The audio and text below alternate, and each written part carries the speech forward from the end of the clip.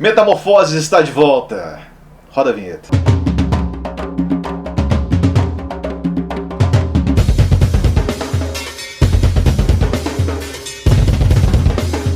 Olá amigos, estamos aqui de volta com as Metamorfoses, hoje falando do livro 89, estou aqui com o Rodrigo que veio muito gentilmente num sábado à tarde, um dia lindo lá fora, ele veio aqui para falar de literatura clássica, que ele mesmo traduziu, então assim, também não dá para dizer assim que é nossa, que chata, coisa chata, né? Eu gosto. Aí, poxa, fizemos um aperol aqui para receber os nossos amigos, que pede num dia de calor como esse, meu Deus, como esse negócio é refrescante, né? Faltou uma laranja aqui só, mas tudo bem, isso é culpa minha. Mas bom. Dizem que tem uma cerveja feita sobre as metamorfoses também, parece interessante. Dizem que a Bode Brown... Fez uma Dizem que a cerveja Bode Brown, que é uma cervejaria daqui de Curitiba, fez uma cerveja de amora baseada nas metamorfoses, não foi isso? Sim, na história do Piramitisbe. Na história do Piramitismo, que a gente falou no livro 4 das metamorfoses, justamente. Uma cerveja do amor. Que é um proto Romeu e Julieta, um proto Tristão e Isolda, né? Enfim, todas essas quiserem coisas. mandar umas aí pra gente. Caraca, Bode Brown, olha só, vocês são de Curitiba, a gente é de Curitiba. Metamorfose. Vocês falam de metamorfose, a gente tá falando de metamorfose, assim, ó. É. Vai deixar os vídeos mais alegres. Tipo aquela florzinha do Cuphead, né? E aí a gente aproveita para fazer a transição, né? Porque a transição é muito boa. Porque o livro 8 e o 9, basicamente as histórias são histórias de amor, né? São histórias de amor, exatamente. E eu estava também conversando com o Yuri um pouco antes sobre como a gente tem um núcleo agora sobre histórias dos grandes heróis e tudo mais, mas que um dos temas principais parece ser sempre o amor. Mas também a gente tem uma grande variedade de histórias agora, né? Elas são muito diferentes do que a gente estava acostumado até o livro 4, 5, que eram as histórias dos deuses, tinham umas mais violentas. Agora tem coisas muito bonitas acontecendo. Então, ficamos aqui com essas histórias do 8 e o 9, e o livro 8, ele começa com... tem a história da Scylla e enfim, né, que a gente... É uma história de transição que eu acho interessante narrar brevissimamente, porque o Minos está fazendo a guerra contra Atenas, isso estava lá no livro 7, e ela é filha de um rei que é invencível e que se ele perder os cabelos dele ele fica vencível. Então ela vai lá e se apaixona pelo Minos, corta os cabelos do próprio pai e a cabeça do próprio pai, entrega para o Minos, e ele fica muito chocado e não dá certo o amor deles. Mas basicamente o que vai acontecer é que acabando essa guerra, o Teseu está liberado e ele vai ser convocado pelo rei Eneu da Calidônia. Porque a Calidônia está sofrendo com um problema meio grave. Um problema de javali, né, cara? Assim, agora está chegando a eleição municipal, assim, né? Tipo, vote em mim que a gente vai resolver o problema do javali. Que é o problema que ele mesmo criou, né? Tem uma breve história aqui do Dédalo e do Ícaro também, que vocês já conhecem, tá? A gente pulou o Dédalo e Ícaro. Tá aqui brevemente narrado, né? Quer falar sobre o Dédalo e Ícaro também? Eu acho legal. O Dédalo é uma figura interessante, eu acho, né? Porque ao mesmo tempo que ele é um cara assim criativo, invencionista, também sente, enfim, ciúmes e inveja. A gente tem essa transição da guerra entre Minos e Atenas para as histórias famosas em torno do rei Minos e de Creta, né? E aí o Ovídio, como ele sabe que essas histórias são famosas e muito modinha, ele conta muito rápido. Ele conta muito rápido. Muito rápido. Ele fala do Minotauro, do Teseu e da Ariadne, e do Dédalo e do Labirinto, né? Aí ele vai se concentrar em questões que parecem mais interessantes para o modo como ele está narrando essas histórias. E uma delas é justamente a das asas de cera que o Dédalo faz para fugir do labirinto, e que ele amarra nele e no filho dele, que é o Ícaro, que na versão aqui do Ovídio é uma criança, né? É uma criança que enquanto ele está montando as asas, é uma criança que fica correndo em volta, meio que brincando, e ele fica super amoroso, assim, do tipo, nossa, meu filhinho. E depois bota as asas na criança, só que é uma criança, ele fala, olha... Né? Tipo, não pode voar muito perto do sol. O Faetonte teve um problema semelhante, né? Que tinha um problema com o pai ausente e voou errado na carroça do sol. Agora é o Ícaro, que ele não consegue se controlar. Quando ele está voando, ele fica muito animado, começa a ir para cima e para baixo. Mas ele tem pai presente. Você vê que o problema não é a questão do pai, né? Assim, o problema é que é criança mesmo. Mas né? são todos problemas. Todo mundo moleque. Todo mundo com problemas de família, né? A gente já tinha. Também tem um adágio interessante sobre problemas assim, tragédia grega, mitologia grega, basicamente histórias de famílias muito disfuncionais. Eu achei legal do Dédalo que ele taca uma criança pela janela aqui no verso 250. Depois que o filho dele morre, né? Ele tem aqui o Talos, né? que é o sobrinho dele, a irmã dele pede para ele criar, e é um menino muito mais inteligente do que ele, começa a criar invenções muito incríveis. Ele inventa o compasso, ele inventa a serra de cortar, e o Dédalo fica morrendo de inveja e ciúmes e joga o menino de um penhasco. Joga o menino da criança, o menino vira um passarinho, sai voando. Vira uma perdiz. Vira uma perdiz. E aí vemos aqui então a caçada do javali calidônio, né? Então, aqui na Calidônia, como é que é o nome do camaradinho aqui? O Eneu, ele vai fazer uma espécie de culto, sacrifício depois de uma colheita abundante. Esquece por acaso de fazer o culto à deusa Diana nesse sacrifício, contemplá-la, né, nesses agradecimentos, porque assim, a agricultura antigamente, nos tempos antigos, funcionava assim: se a parada dava certo, você matava uma coisinha para deixar o Deus feliz. Se a coisa dava errado, você matava muito mais coisinha para ver se os deuses ficavam felizes. Sim, esse sistema de sacrifício, ele faz os sacrifícios para todos os deuses, menos para Diana, porque ele se esquece. Ele se esquece da Diana, e a Diana fica muito puta com isso, e manda um javali monstruoso, assim, uma espécie de Godzilla da Calidônia, assim, o javali sai destruindo tudo, assim, não sei o quê, e o Eneu escala então um time aí, tipo um Avengers da vida, né, tipo um... Né? Não é um Avengers, né? Porque é um Godzilla. Como é que é o nome do pessoal que mata o Ultraman, né?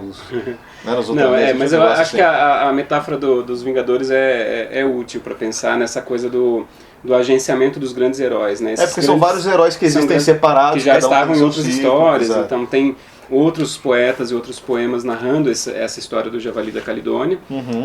E aí o grupo de heróis, como eles são de uma geração anterior aí à da Guerra de Troia, não é o mesmo grupo, por exemplo, não envolve o Aquiles, o Odisseu, mas envolve o pai do Aquiles, envolve o pai do Ájax, que estão na Ilíada. Temos aqui o Jasão, temos o Teseu, temos o Linceu, temos o Ceneu, o Pólux. Vários deles estavam na expedição dos Argonautas no livro 7. O Telamon, o pai do Ajax, o pai do Aquiles, o Peleu, o Iolau, o Nestor ainda nos anos primeiros, que ainda é jovem, o Nestor depois... O Iolau volta no livro 9 também, né? Se não me engano, E o Meleagro, que é o herói da história, que é o filho do rei Eneu, aqui da Calidônia, mais a Atalanta, que é uma guerreira mulher aqui que vem da cidade de Tégia, ela é chamada de Tegeia, mas o mito atribui o nome Atalanta, embora nesse ponto do texto o Ovídio não mencione o nome dela, porque tem uma outra Atalanta depois no livro 9, no livro... mais adiante a gente vai falar sobre a outra Atalanta, que é aquela que corre. E aí esse grande grupo de heróis vai lutar e é muito impressionante, porque a gente tem que imaginar um javali realmente muito, muito imponente. Né? Que é um monte de gente. Os maiores heróis da geração deles ali, dessa versão do Marvel Cinematic Universe da mitologia. Contra um porco. Contra um porco gigante. E não consegue matar de jeito nenhum. Que se deixe claro que assim, não é por falta de imaginação mitológica que colocaram um porco aqui, porque... A mitologia já se provou capaz de imaginar criaturas muito mais medonhas do que um javali. Mas por alguma razão é um javali que eles têm que matar. Sim, então, um animal muito selvagem. A missão é essa. Esses grandes heróis não conseguem feri-lo. E aí tem toda uma narrativa de ação aqui, né? Que daí um taca, daí o javali fere daí depois o outro vai lá e tenta acertar e erra e não sei o que. Tem uma narrativa muito dinâmica aqui. Bem violenta, né? Bem violenta. Mortes assim, violentas que o javali causa. Até que a primeira a efetivamente conseguir ferir o javali é a Atalanta. Então a Atalanta vai lá, fere ele primeiro, e daí por conta desse ferimento o Meleagro vai lá e consegue finalizar o javali, enfim, acaba lá. E aí começa uma segunda discussão, porque assim, na verdade, de quem é o mérito de ter matado o javali? É do Meleagro ou é da Atalanta? O Meleagro já está meio apaixonado pela Atalanta, ele fala, não, essa mulher aqui, cara, sem ela a gente não teria conseguido, não sei o que, e resolve dar o prêmio para ela, que é a pele do javali, e aí isso causa um problema na família dele, né, que os tios dele ficam meio enciumados, como assim, né? Mulher ganhando prêmio de caçada, onde já se viu uma coisa literalmente esse é o problema para eles, né, uma mulher não pode ser a vencedora de uma disputa como essa, tem que pegar de volta, devolver, e ele fica muito bravo e mata os dois tios imediatamente. Ele mata os dois tios. E aí fica a mãe, que é a Alteia, né, a mãe do Meleagro, fica enciumada, fica, enfim, puta, porque o filho dela matou os irmãos e tal. E ela resolve se vingar. Ela fala assim, putz, vou ter que me vingar, vou ter que matar agora meu filho. Já perdi meus irmãos, mas vou ter que matar meu filho, porque isso aí também não se faz. Essa é uma parte do texto que eu acho muito potente, porque ela retoma um topos que na tragédia aparece muito, que é esse do lugar que a pessoa se coloca dentro da família. Ela pensa, eu vou vingar os meus irmãos ou eu vou matar o meu filho. Então eu sou uma mãe má ou uma irmã má. Eu tenho que escolher. Ou uma irmã boa. Ou uma irmã. Ser a má mãe vai ser uma boa irmã, né? Exato. E vice-versa. Então ela tem que se colocar nesses lugares, nesses papéis. Eles são excludentes nesse caso. E ela vai ficar num monólogo interior, um sofrimento grande, como aquele que a Medea já fez no começo do livro 7, para decidir o que ela vai fazer. Não é fácil tomar essa decisão, é uma decisão trágica, né? Em várias tragédias gregas a gente tem esse mesmo tipo de desenvolvimento, né? A Antígona, por exemplo, é um exemplo desse. Perfeito. O a Clitemnestra.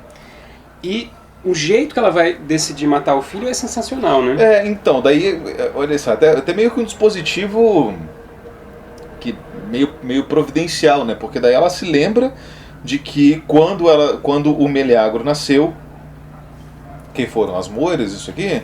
As parcas. As parcas, né? Parcas ou as moiras? fiandeiras, são a mesma coisa. Mas na mitologia latina é parca? Ah, tá. Moira é Em grego. No grego, tá bom. São as fiandeiras do destino, As né? fiandeiras do destino, né? Que são aquelas 3 lá que aparecem no desenho do Hércules da Disney, vocês não viram, né? Que daí uma tece o fio da vida, a outra estica e a outra corta, tipo o time de voleibol feminino. E aí elas falam assim que tipo assim, tem uma tora aqui que tá no fogo e assim, enquanto elas jogam, né, um pedaço de pau no fogo. Ela fala assim, enquanto essa tora aqui estiver queimando, quando terminar de queimar, ele morre, né? E daí a mãe vai lá e tira a tora do fogo e guarda num lugar bem aclimatado e etc. E ela fala assim, quer saber? Foda-se essa tora. E ela lembra que se ela queimar a tora, o filho vai junto. O filho vai junto. É muito interessante essa narrativa, porque eu não sei, eu tenho quase certeza que eu li em algum lugar que o Mark Frost leu isso e se inspirou nessa narrativa para fazer a Log Lady, que é aquela velha no Twin Peaks que tem sempre uma tora com quem ela conversa, né? É mesmo? Tipo um filho só que acho que no caso do Twin Peaks é o marido que morreu. E aí ela conversa com a tora. E é uma coisa muito semelhante, né? Não é exatamente a mesma coisa, mas ela tem esse pedaço de madeira que representa a vida do filho. E quando o troço queima, ele está distante. Ele Nossa, não tá é uma coisa agoniante, né? Ele narra assim com detalhes a agonia do Meleagro, definhando, aí queimando por dentro, né? Ele diz, né? Ele sente queimando por dentro. E aí ele, enfim, definha, né? Essa é uma das minhas histórias favoritas também, das Metamorfoses. Eu acho que o drama da Alteia, a questão da Tora, o heroísmo da Atalanta e do Meleagro, tudo isso fazem dessa narrativa especificamente, que não é inventada pelo Ovídio, mas o modo como ele elabora aqui a estrutura narrativa é muito impressionante. Né? E aí você tem mais uma vez essa chave de leitura que você falou agora, que é do amor modificando as relações familiares. Então, quer dizer, porque o Meleagro se apaixonou pela Atalanta e decidiu que, quer dizer, a gente não sabe se ele decidiria por isso, ainda assim, se ele não tivesse apaixonado por ela, se ele não teria essa visão machista dos tios de que a mulher não pode receber os espólios de uma caçada, mas porque ele estava apaixonado, então a gente sabe que foi assim que se sucedeu o caso, né? Isso, daí e aí, ele coloca por conta disso, essa mulher com quem ele ainda não é casado à frente da relação familiar efetiva, né? Os irmãos da mãe dele. Ele mata e depois ele recebe essa vingança familiar. É uma coisa bem trágica. Né? E a gente não sabe, que é isso que eu estou falando, né? A gente não sabe se é por conta do amor ou se por conta de um senso de justiça que ele tem, porque afinal de contas ele estava na caçada e os tios dele não estavam na caçada. Acho que eles até estavam, mas eles não fizeram nada importante. Não fizeram nada Os nomes deles a gente nem lembra direito. Chama Plexipo e Toxeu. Os nomes esquisitos foram mesmo. feitos para não serem lembrados. E aí, por conta disso, a gente não vê as reais motivações disso. Mas o fato é que, por conta desse amor, se expõe um certo machismo estrutural aí que termina de ferrar tudo, né? Assim, né? E olha só, né? E é a mãe dele que mata ele, né? Então, quer dizer assim, a mãe dele tomou meio que o lado dos tios ali, né? Enfim, nessa visão tacanha deles. Então a gente tem esse desfecho trágico, mais uma vez assim envolvendo filicídio, né? Assim, então, assim, essa mortandade de parente que já, a essa altura aqui das Metamorfoses já está mais do que sedimentada aqui pra gente, né, enquanto leitor. E aí o que se segue aqui no livro 8 são uma série de histórias contadas por pessoas, né? Primeiro por um rio, né? Primeiro por um rio, né? E aí a grande transição é o Teseu, que estava na caçada, terminou o papel dele na caçada, está voltando, indo para Atenas, e no meio do caminho o rio Aquelou, que é um rio que efetivamente existe, que separa a Etólia, que é o território onde eles estavam na Caridônia, da Acarnânia, que é um outro território adjacente, é um rio que tem uma forma humana e interrompe o Teseu nesse caminho e fala assim, você não quer ir lá em casa para a gente tomar um negócio, conversar? Basicamente isso, e convida o Teseu para um banquete e tem várias pessoas lá e eles começam a contar histórias. E o tema agora, até o final do livro 8, é o tema de histórias sobre metamorfos, que é uma coisa muito interessante, porque já que a gente está falando de metamorfoses, pessoas que são transformadas em outras coisas, ou coisas que são transformadas em outras coisas, tem algumas figuras que têm o potencial, a capacidade, o poder de se transformar várias vezes. E aí que a gente vai seguir o fio narrativo que começa a partir de agora, com o rio Aquelou, que vai se revelar ele mesmo no final do livro 8, metamorfo, e que vai aparecer no livro 9 lutando contra o Hércules, já dando aí um pouquinho de spoiler para vocês. Então vai ter essas conversas com ele no banquete na casa dele. Só um parênteses, você quer falar sobre essas diferentes versões aqui? Que você colocou? Tem aqui umas questões de edição textual, né? Tem manuscritos que não são concordantes, edições diferentes que tem que numerar alguns versos. Eu tomei algumas decisões editoriais na tradução, seguindo os textos latinos que eu estava usando, aqui na página 239. E aí tem alguns versos que alguns editores consideram espúrios, que não deveriam ter sido incluídos no manuscrito, mas outros consideram que não. E eu segui uma das ordens mais canônicas aqui do estabelecimento do texto, e fica parecendo esquisito, né? A numeração está meio fora de ordem e tal, mas isso é por uma questão de edição do texto latino mesmo. Perfeito. Então, tá. E aí, dessas histórias aqui contadas aqui, acho que vale a pena contar a história do Filémon e da Baucis, né? Que é uma história que vem assim até como contraponto à história anterior. Ele está falando dos deuses assim, e aí como é que é? Primeiro eu acho legal pensar por que ele está contando essa história, né? Porque primeiro o Aquelou está contando a história de uma ilha chamada Perimele, que era uma ninfa pela qual ele se apaixonou e que foi transformada na ilha, e eles estão lá olhando, vendo de longe, fala, o que são aquelas ilhas ali? Ele começa a contar essa história. E aí um cara que é o Pirito, que é meio primo, meio amigo do Teseu, que está junto com ele, tira sarro. E fala, nada a ver esse troço, que era mulher e virou ilha e tal. E aí você fica, como é que você vai tirar sarro disso num livro desse? Né? E aí começa uma série de histórias que ficam questionando um pouco esse estatuto da narrativa. Como é que ele sabe essa história? Como assim isso aconteceu? Ele tira sarro e isso causa uma certa revolta em algumas pessoas presentes.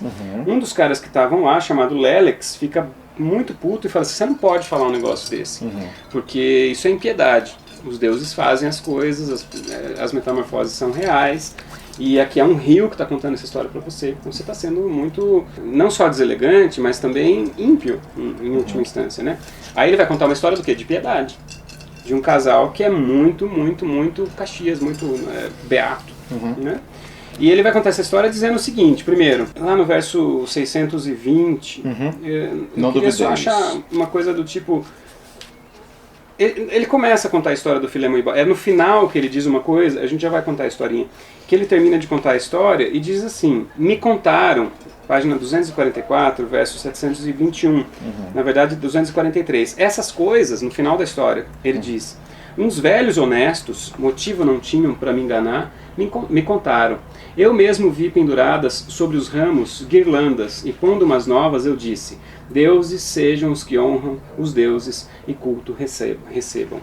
Então, ele está questionando a dúvida que o Pirito apresenta sobre a narrativa da ilha, contando uma história super importante de dois velhinhos que foram transformados em árvore, né? E a gente vai contar essa história. E lá no final ele fala assim, e eu fiquei sabendo disso porque uns velhinhos muito, muito, muito sérios e honestos contaram essa história para mim, porque eles não tinham motivo nenhum para mentir. Perfeito. A gente começa a ver que, na verdade, o Ovídio está tentando brincar com o fato de que tudo aqui é muito incrível. Mas ao mesmo tempo as pessoas estão contando histórias. É quase como se fosse um monte de história de pescador, né?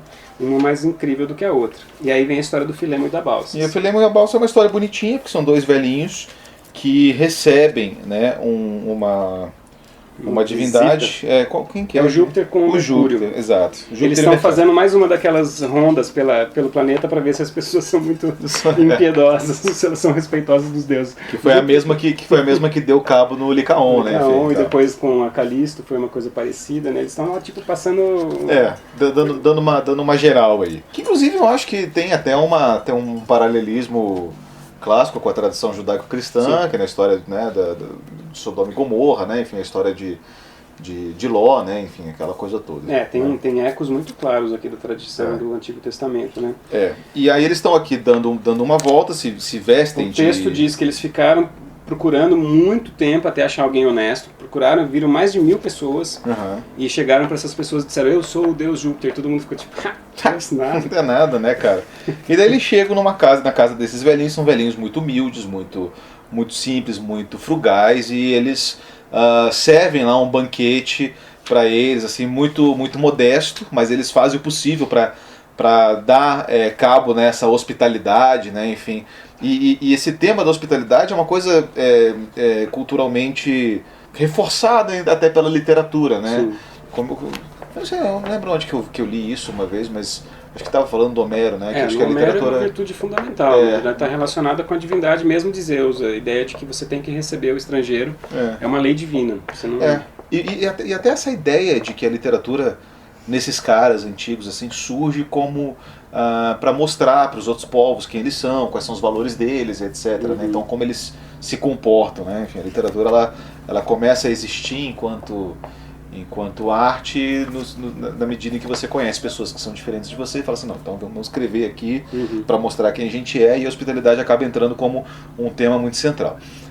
O Filemon e a Balsis vão lá e fazem eles são muito das tripas coração para conseguir tem receber esse detalhe que eles não têm absolutamente nada, eles têm praticamente nada nem para eles, mas eles fazem quase que um banquete com tudo que eles tinham, dão a cama que eles têm, tudo pros deuses. Eles têm um ganso que é meio tipo um cão de guarda deles, assim, né? Fica vigiando a casa, não, a gente vai matar o ganso para vocês e tal.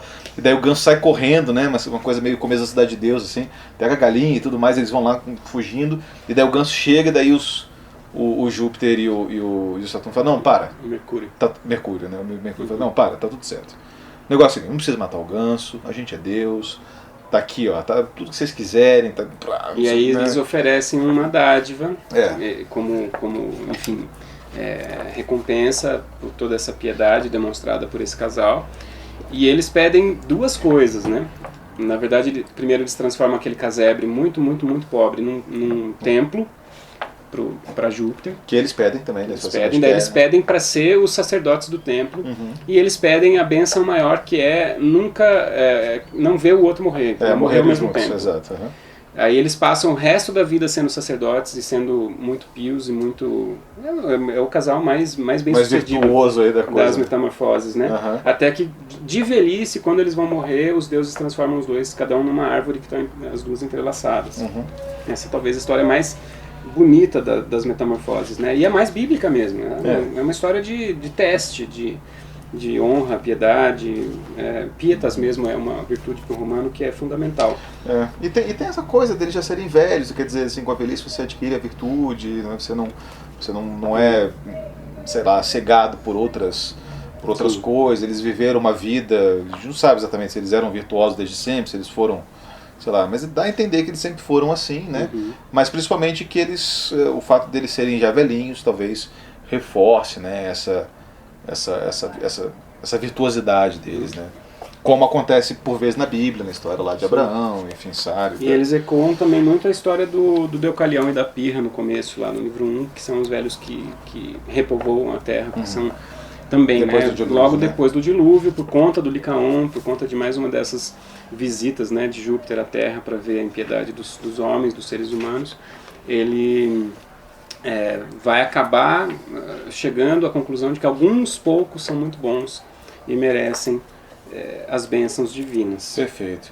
E aí, para terminar o livro 8, a gente tem a história do Erisicton, né? Derruba o Carvalho Sagrado de Ceres. Você vê que quando o cara tem um nome escroto desse é porque ele já não presta mesmo, né? Porque Erisicton, os caras forçaram a barra. Eu falo Erisicton. Erisicton, tá certo. Falar, eu falei bem mais fácil. Mas continua feio, não. Então, em todo caso, né? Daí aqui tem toda uma história de que como ele vai até um bosque lá e começa a derrubar umas árvores e etc. E uma das árvores era o Carvalho Sagrado.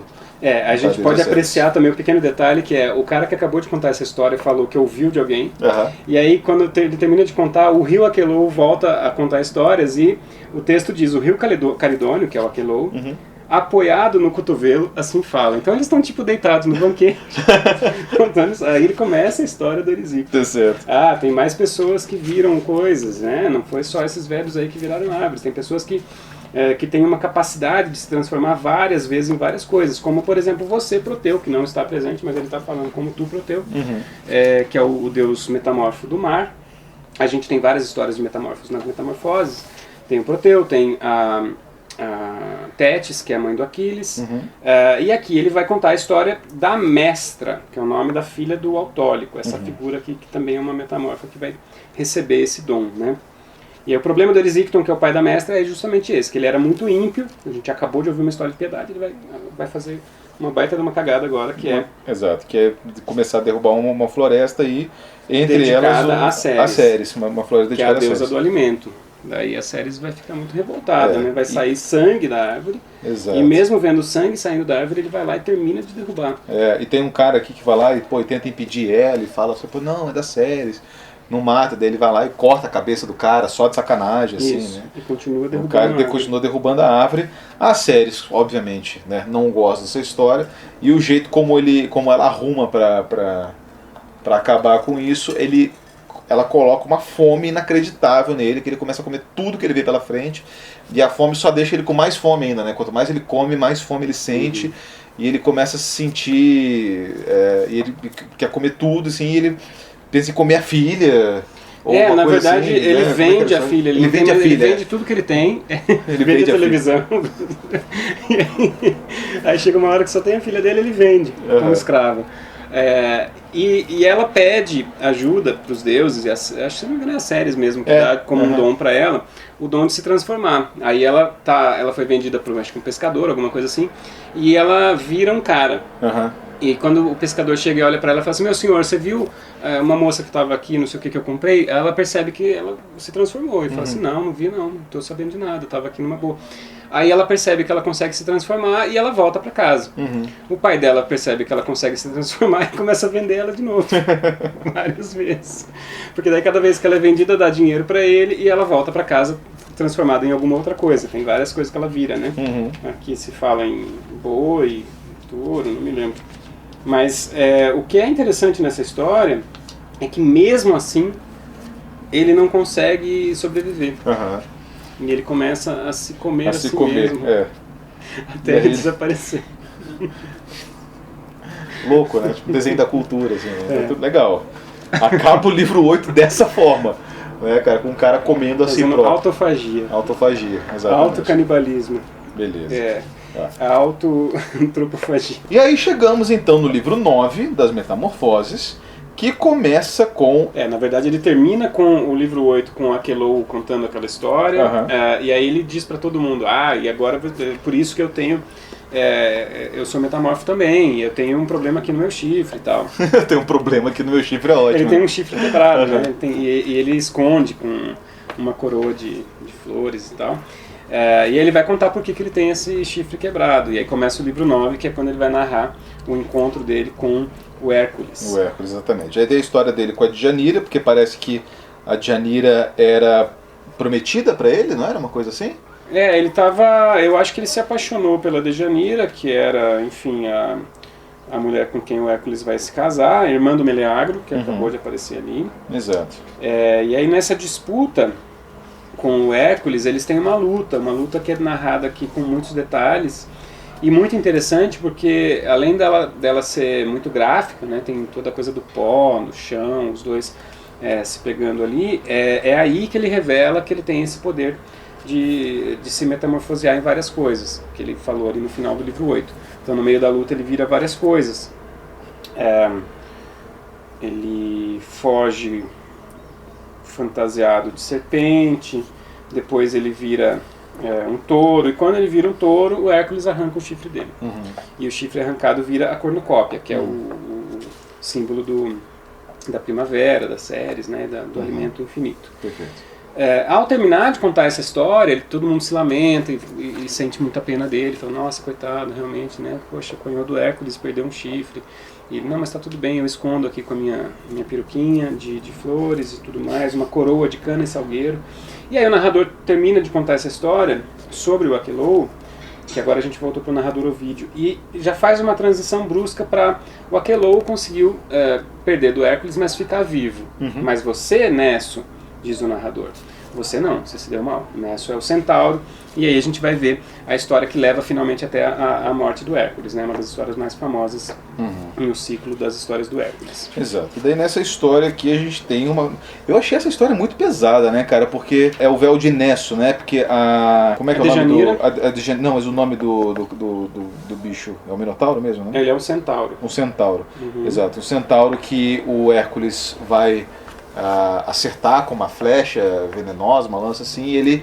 Antes de morrer, ele embebe ali o sangue dele nesse véu e dá para Dejanira e fala, olha, isso aqui segura marido, isso aqui é muito bom. Ele diz que e ele sabe que ali tem o veneno da Hidra de Lerna, que o Hércules já tinha matado antes, ele estava guardando aquele veneno na flecha dele para ela ser mais letal. E é com esse veneno que o centauro morre, e ao morrer, antes de morrer, ele pega um resto daquele veneno e entrega para ela, dizendo que é uma poção de amor.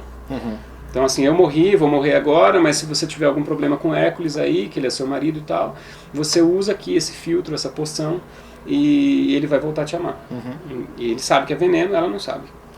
E ela não morre com veneno, né? Engraçado.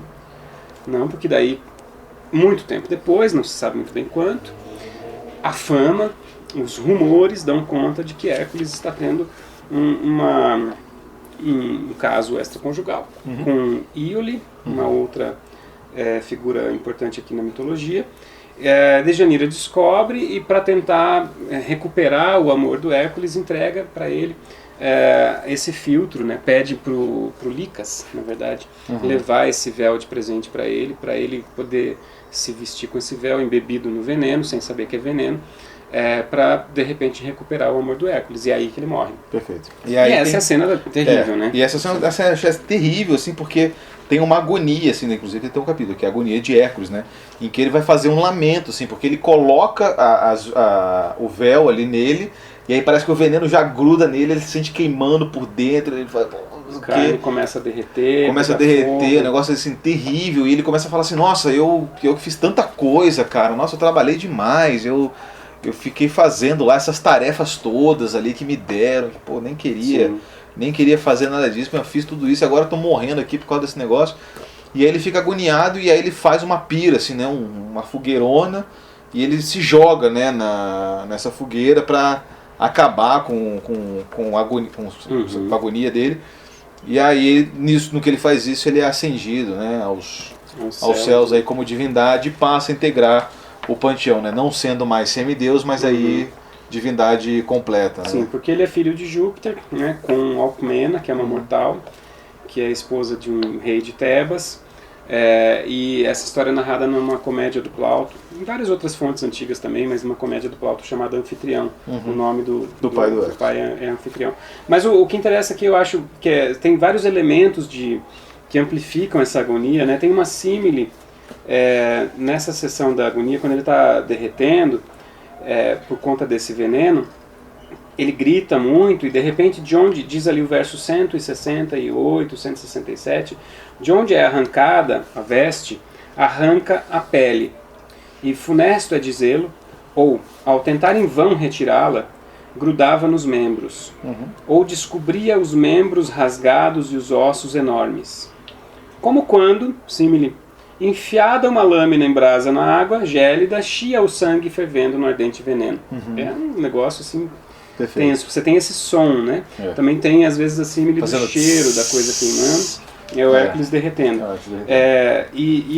Esse longo lamento que ele faz sobre as muitas coisas que ele fez em prol da humanidade, né, como se ele fosse esse grande salvador da humanidade, ele é visto como um grande herói para a humanidade, porque ele livrou o mundo de perigos muito grandes, monstros gigantescos, né, perigosíssimos. E esses perigos todos vieram para ele como tarefas dadas pela Juno, a Hera, né, a mulher do Júpiter, do Zeus, por conta da infidelidade anterior do Júpiter que gerou o Hércules. Então ele é um semideus, mas ele só vai virar deus de verdade quando ele morrer aqui. Perfeito. E ele pede para Juno parar de torturar ele, nesse momento em que ele narra todas as coisas boas que ele fez para a humanidade, né? Então ele implora para ela para acabar com o sofrimento dele, para ela parar de exigir essa vingança eterna que ele está sofrendo dela. Por isso ele inclusive chama Heracles em grego, que é glória de Hera.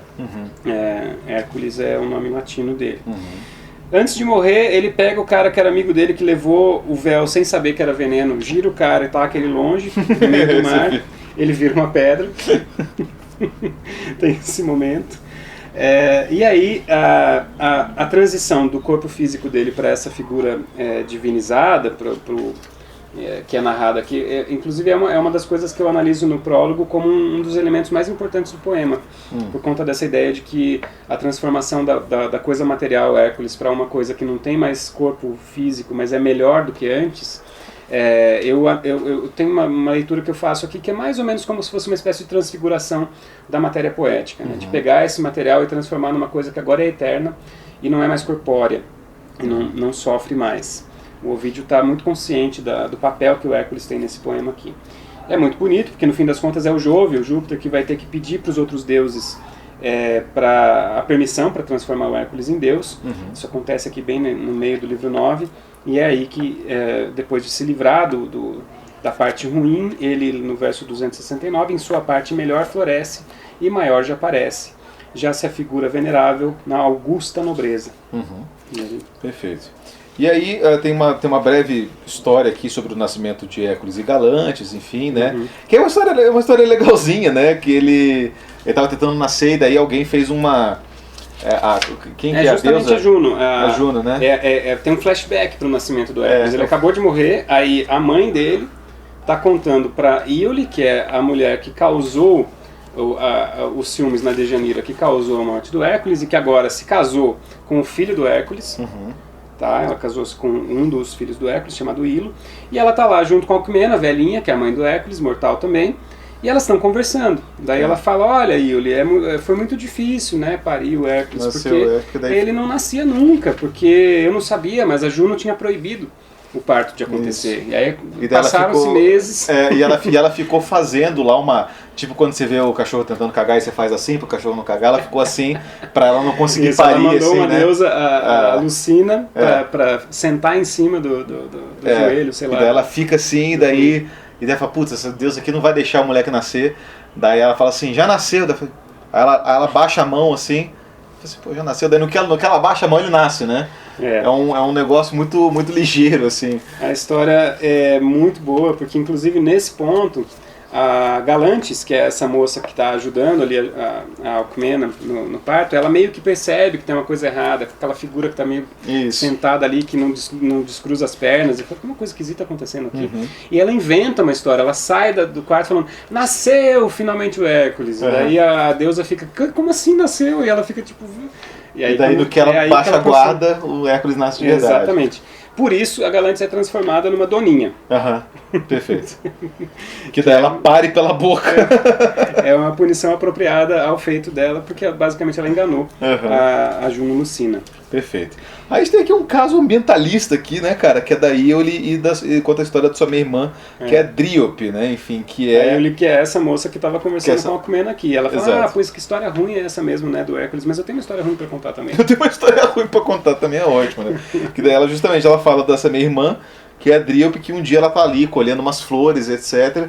E arranca, com um filhinho de colo. E arranca uma dessas flores sem saber que se trata de uma ninfa, né, que é a Lotis, que fugindo da Príape lasciva transformou sua forma em planta, mantendo seu nome, né? Então ela arranca ela pega uma florzinha de lótus para dar de presente pro filhinho de 1 ano que está no colo dela, uma cena muito bonita. Só que começa a sair sangue do negócio, ela não sabia que era uma ninfa que estava ali. E por isso ela é transformada, ela mesma, numa árvore. E aí, com o filho no colo. E daí enquanto ela está sendo transformada em árvore, ela fala, meu Deus do céu, alguém tira meu moleque daqui, porque senão ele vai ser sufocado aqui pela árvore, alguém vai lá e tira, né, ele dali. Tiram ele do colo. E ela faz uma lamentação, assim, do tipo, não, que olha que meu filho vem aqui, veja que eu sou a árvore, não sei o quê, e que ele nunca arranque uma florzinha, porque arrancar florzinha é ruim, preserva a natureza, pá, né? Eco 92. É bonita essa história. É bonito, né, mas assim... Porque se você parar pra pensar, o que ela tá falando chega a ser um pouco cruel, porque o bebê tá lá com 1 ano de idade, ele não tá percebendo o que tá acontecendo, que a mãe dele tá virando uma árvore, e ela pede pros envolvidos ali, inclusive a Yuli, que tá contando a história, ela fala várias vezes, e eu estava lá, eu vi isso acontecer. Tá? Tem, de novo, a questão da evidência pro testemunho de uma coisa que parece muito incrível.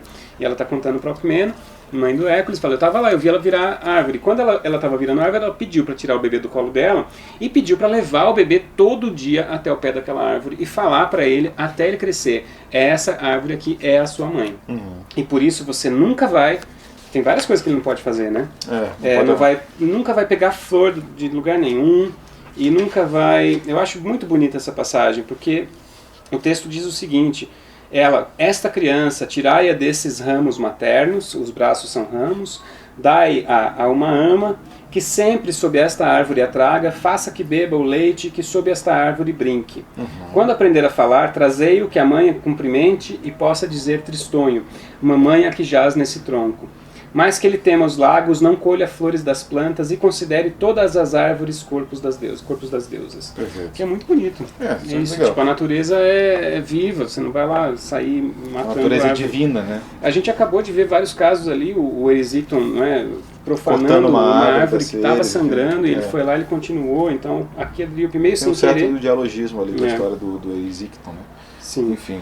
E aí depois disso a gente tem a história da Biblis e do irmão dela, que é o Cauno. São irmãos gêmeos. São irmãos gêmeos e daí a menina se apaixona por ele, pelo irmão, e é engraçado, né, como ele fala sempre assim, que Biblis é exemplo às moças de amar só o que for permitido. Biblis tomara de amor pelo irmão, neto de Apolo, não como irmão ou irmão, mas como devia, não como devia, ela amava. Né? E ele de início não reconhece de fato essas chamas, não considera que erra quando lhe dá muitos beijos, quando com seus braços enlaça o pescoço fraterno, sombra de amor familiar por muito tempo engana. Né? E daí ele fica muito tempo ali, assim, minha irmã é meio clinge, assim, né? Meio grude, mas assim, tá bom, né, irmã, beleza. Só que na verdade ela tá apaixonada, e daí ela resolve escrever uma carta pra ele. Antes dela escrever a carta, ela tem esses monólogos também de tortura mental, né, como a gente viu com a do Hércules e aí ela fica remoendo aquela história toda, tentando processar aquilo tudo, dizendo que sempre perdia o sono e sonhava com ele, basicamente tendo sonhos eróticos, e achava que aquilo era normal, mas como seria bom se fosse verdade. Então ela fica elaborando aquilo tudo. O texto é bem legal, no verso 488, ela, nessa elucubração do monólogo, ela diz: Cauno, de teu pai, que bela nora eu seria. Cauno, de meu pai, que belo genro serias. E eles são irmãos gêmeos, né? Exato. Depois ela tenta justificar e fala assim, os deuses não fazem isso também, a Juno não é irmã do Júpiter. Fica tentando racionalizar, até o ponto em que ela decide escrever essa carta. E aí o texto vai narrar a carta dela em primeira pessoa, como tudo que ela escreve para tentar convencer o irmão dela a ficar com ela. Exato, é uma carta longa, enfim, e aí o Biblis, o Cauno recebe essa carta, fica enojado, joga longe, enfim, manda ela sumir. Ela ainda não desiste. Primeiro ela se arrepende, ela sofre muito, e depois ela novamente queima de paixão e decide tentar novamente. E começa a perseguir o irmão, até que ele foge correndo e maldizendo a situação toda. E ela vai numa peregrinação geográfica até muito longe atrás dele, mais ou menos lembrando as longas viagens da Io e da Europa também, lá nos cantos, nos primeiros livros. Até que finalmente ela morre, cansada de tanto procurar e sofrer. Ela cai e ao morrer ela é transformada numa fonte, porque ela chora tanto que ela vira um rio e ela vira uma fonte. E essa fonte diz que existe, que tem o nome dela e etc. Não sei onde fica essa fonte. Onde fica essa fonte? Não sabemos. Também não sabemos. Enfim. E aí, por último, depois disso tudo, a última história do livro 9 é o nascimento de Ífis, que aí é um outro tipo de amor que não aceito, tratado como não aceito, né? Como proibido. Que assim, a Ífis ela é filha de um cara chamado Lígdo, né, que é um cara muito pobre, né, que mora na Féstia. Diz o texto, de nome pouco famoso, homem livre, da plebe, e não eram maiores as posses que sua origem, mas levava uma vida ilibada e virtuosa. Ilibada e virtuosa. Daí ele fala assim que ele engravida a mulher tá grávida, fala assim, cara, se for mulher a gente vai ter que matar, porque não tem como criar, né, a gente não tem condição, muito custoso criar mulher. E por acaso... Ele fala isso para a mulher ali, para a mulher dele que está grávida, e ela faz uma oração, uma prece para a deusa Ísis, que é aquela deusa que a gente viu se transformar em deusa, né? A Io virando vaca, depois voltando para a forma humana e é endeusada, uma deusa egípcia e romana ao mesmo tempo. E aí é nisso que a Ísis aparece e fala para ela, olha, fica tranquila, vai nascer menina, mas você cuida dela, esconde o fato de que ela é menina até ela crescer, então veste ela como um homem, como um menino, e vai dar tudo certo. E aí meio que dá tudo certo mesmo, ela fica ali cuidando dele até que ela, agora ele, né, fingindo que é um homem, é prometido para Iante, né? Que é aos 13 anos de idade, né? Isso aí tudo bem, né? Isso aí pros latinos tudo certo. Agora assim, duas mulheres se amando, meio, assim, não pode. Agora assim, casar com 13 anos de idade, tá bom, né? Tá na idade já. Eles escolhem os tabus deles. Já tomam uma Coca-Cola inteira de lado, tá certo.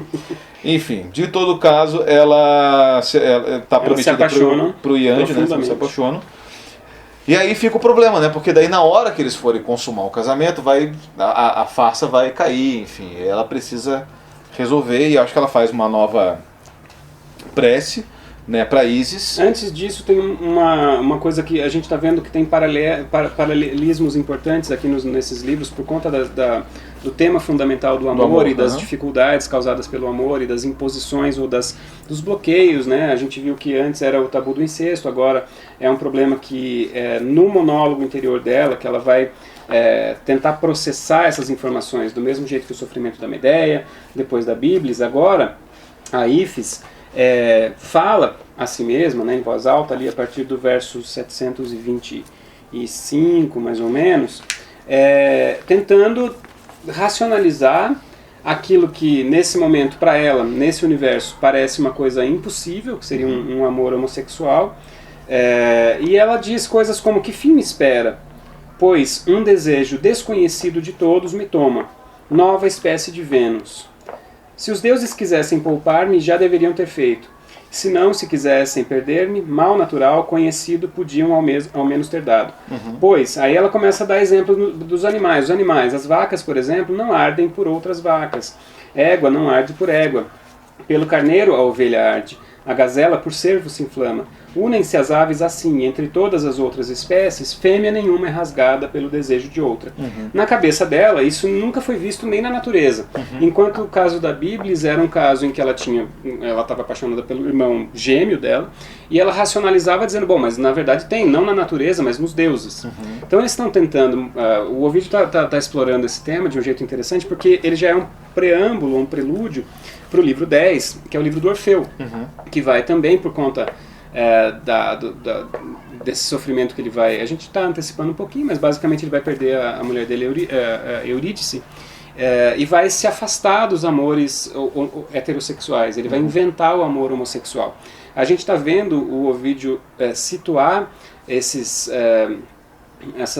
relações amorosas consideradas não padrão para a época num momento pré-cultural, em que de alguma maneira ainda não foi inventado isso. Ela trata aqui como uma coisa inaudita, como uma nova espécie de Vênus, um desejo desconhecido. Perfeito. Nessa racionalização ela está bastante equivocada, né, porque não há nenhum tipo de impedimento entre os animais com relação a isso, mas ela, como uma menina de 13 anos que está sendo tratada e criada como menino, ela não tem a menor condição de saber o que está acontecendo. E aí, finalmente, por conta de mais uma intervenção da Ísis, é que a situação vai se resolver. Perfeito. Então, e aí tem isso, e aí a Ísis acaba transformando a Ífis em menino, efetivamente, e na hora do casamento, e aí termina, né? Eles se casam e vivem felizes para sempre, o que é muito legal, porque, veja, a situação se resolveu. O que parecia inaudito e nunca antes visto, agora leva os dois a um casamento bem sucedido. Muito embora ela tenha que ser transformada num homem, né? Que aqui tem a solução mitológica para a situação, é ela, de fato, ser transformada numa metamorfose. O caso da Bíblia e do Cauno é impossível porque, embora os deuses façam aquilo, para os mortais seria impossível, seria inviável. Perfeito. E aí esse é o gancho perfeito para contar todas as histórias do Orfeu, porque agora vem uma série de amores homossexuais e a gente vê que o Ovídio não está, de fato, tratando esses amores como se eles fossem tabus. Ele está mostrando como eles vieram a ser culturalmente, né? Como eles precisaram ser inventados. Como eles precisaram ser inventados e normalizados. É muito interessante o modo como o Orfeu normaliza todas as histórias de amor homossexual que vão aparecer a partir do livro 10. Perfeito. E a história da Ífis é a primeira. Já é um gancho para o livro 10. Perfeito. Bom, e aí com isso terminamos então o livro 9. Mais uma vez, Rodrigo, obrigado por você ter vindo aqui fazer esses vídeos maravilhosos com a gente. Espero que vocês tenham gostado também. Obrigado. Voltaremos com o último terço, né, das metamorfoses aqui, né, a partir do livro 10 até o livro 15. E espero que vocês até lá acompanhem a leitura com a gente. Deixem nos comentários o que vocês estão achando. Ajuda a gente lá no Catarse, que é meio importante. Dá um joinha, comenta o que vocês quiserem, se inscreve no canal. E é isso. Um abraço e obrigado.